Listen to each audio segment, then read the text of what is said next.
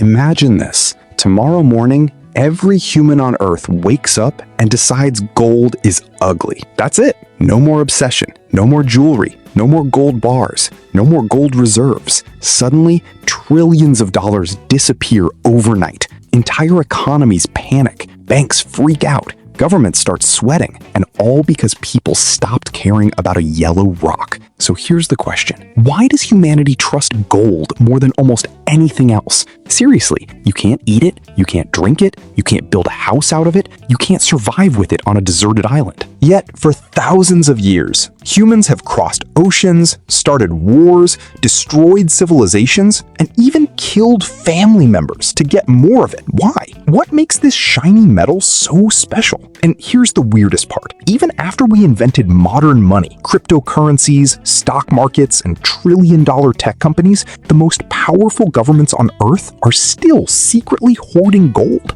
Why?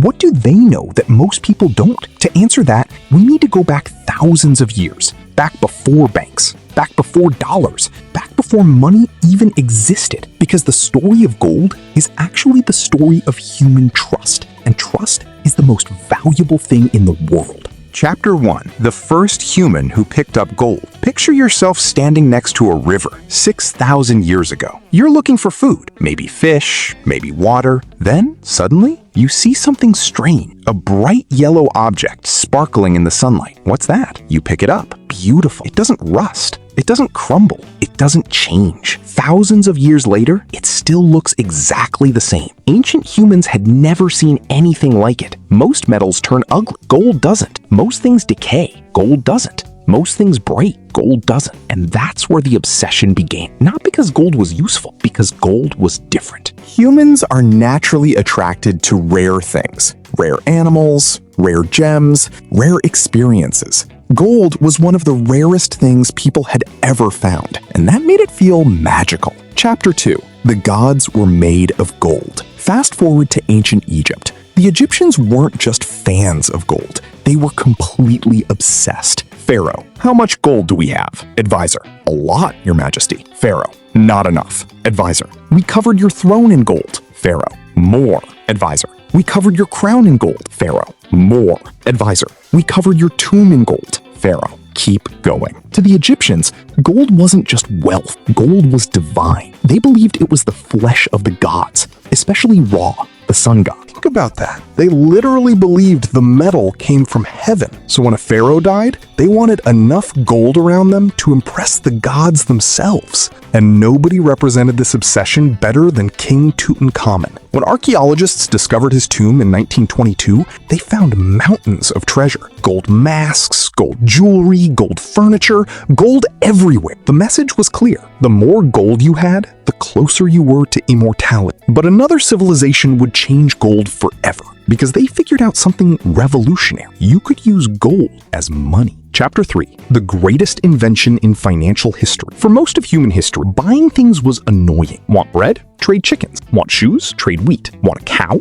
Good luck figuring out how many fish equal one cow. It was chaos. Then somebody had a genius idea. What if everyone agreed that one thing represented value? Not food, not animals, not tools, gold. Suddenly, everything became easier. A gold coin could buy almost anything. People trusted it. Merchants accepted it. Kingdoms adopted it. And for the first time in history, trade exploded. Gold wasn't valuable because it was useful. It became valuable because everyone believed it was valuable. And that's one of the most important lessons in economics. Money works because people trust it. Not because it's magical, not because it's useful, because enough people agree it has value. Chapter 4. The deadliest treasure hunt ever. Then came one of the craziest periods in human history, the Age of Exploration. Rumors spread across Europe, stories of cities overflowing with gold, mountains of gold, entire kingdoms made of gold. Europeans lost their minds. King. Is it true?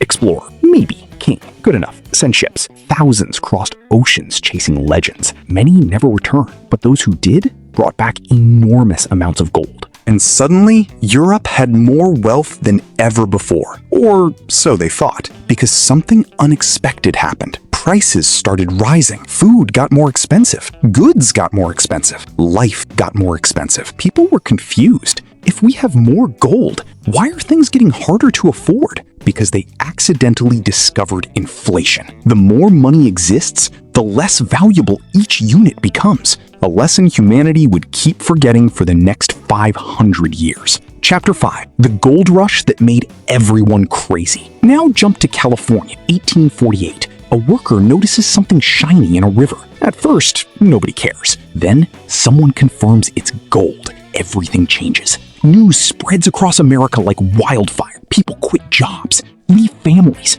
sell homes, abandon businesses, all for one dream: getting rich. Within months, hundreds of thousands rushed west. Most failed. Many lost everything. Some died. A tiny few became wealthy. But the biggest winners weren't digging for gold. They were selling shovels. And that's a lesson entrepreneurs still use today. When everyone is chasing treasure, sell the tools. Chapter 6. The day gold lost its crown. For centuries, gold ruled the financial world. Then, governments created paper money. At first, people were skeptical. Citizen: this paper is worth gold? Banker: yes. Citizen: can I exchange it for gold? Banker: absolutely. And that worked for a while. Then governments discovered something dangerous. Printing paper was easier than finding gold. Much easier. And once politicians realized they could create money faster than gold could be mined, everything changed. Finally, in 1971, the United States made a historic decision. The dollar would no longer be tied to gold. Just like that, thousands of years of monetary history ended. The world entered a giant financial experiment, one we're still living in today. Today,